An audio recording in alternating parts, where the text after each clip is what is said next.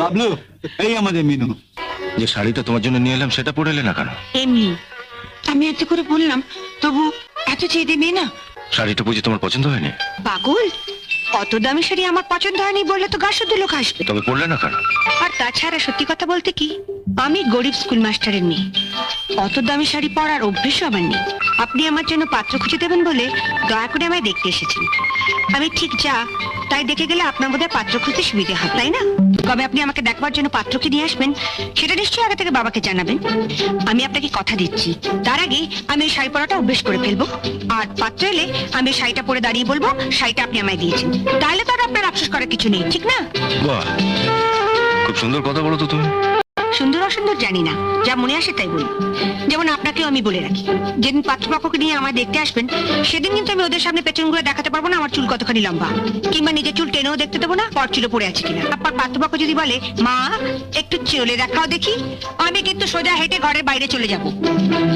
আর আমি খোড়া না ল্যাংড়া তা বোঝাবার জন্য একবার সামনের দিকে আর একবার পেছন দিকে হেঁটে চলে দেখাতে পারবো না। যা দেখবার বুঝবার আপনি দেখে বুঝে নিন।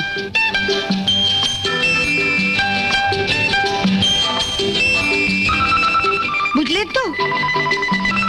কিন্তু যারা তোমাকে বাড়ির বউ করে নিয়ে যাবে তারা তো নিশ্চয়ই চাইবে যে তাদের আজকালকার বাড়ির বউ মানে তো বাড়ির ঝি, তার উপর যদি আমার মতন গরিব স্কুল মাস্টারের মেয়ে হয়।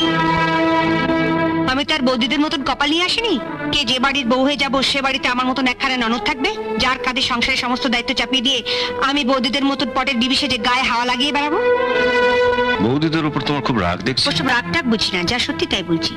সামনেই তো আছে, জিজ্ঞেস করুন না মিথ্যে বলছি কিনা। আমি আবার কাউকে ভয়টাই পাই না। তুমি ওর কথা কিছু মনে করো না বাবা, ও মুখে যাই বলুক মনে কিন্তু। শুনুন, আর যার কথাতেই বলুন, পাত্রী দেখতে এসে পাত্রীর মার কথাটা কিন্তু ভুলবেন না, তাহলেই ঠকবেন। মিনু, প্রত্যেক মাই কিন্তু মেয়েকে বিয়ে দেওয়ার আগে পাত্রপক্ষকেও একই ধরনের কথা বলে। ওই যে বড় বৌদি বিয়ের আগে মা বাবার সঙ্গে আমিও বড় বৌদিকে দেখতে গেছিলাম, তখন বড় বৌদির মা বললে আমার মেয়ে খুব শান্ত, সাত চড়ে নাকি মুখ থেকে রা বেরোয় না। অথচ এ বাড়িতে আসার পরে বৌদির চিৎকারে এপাড়ার যত কাকপক্ষী গুলো সব এপাড়া ছেড়ে দিয়ে ওই বামুন পাড়ার বটগাছাতে পাশা বেঁধেছে। মা কি হচ্ছে কি? কি হচ্ছে মানে? আমি চুপ করে থাকবো? একটা বাড়ির লোকের সামনে বলে কি না আমাকে? আচ্ছা তুমিই বাকি, দুটো জগন্নাথের মতো দাঁড়িয়ে আছো, বলে কি না আমি চেয়েছি? নিন, এবার কানে হাত চাপা দিয়ে মিলিয়ে দেখুন সেদিন বড় বৌদির মা কতখানি সত্যি বলেছিল। আচ্ছা, আমি তো তোমায় দেখতে এসেছি, তোমার তো উচিত ছিল ভবিষ্যতের কথা ভেবে চুপচাপ থেকে আমার কথার উত্তরগুলো ধীরে সুস্থে দেওয়া। না বাবা, আমি যা আমি তাই। এটা আবার বিয়ে হবে না হয় না হবে, আমার বিধিলিপিতে যদি লেখা থাকে আজীবন এ বাড়িতে দাসীবৃত্তি করে আমার পেট চালাতে হবে, তাহলে আপনি কেন ভগবানের বাবা হলেও আমার পাত্র দিন। বিধিলিপি মানো না মেনে উপায় কি?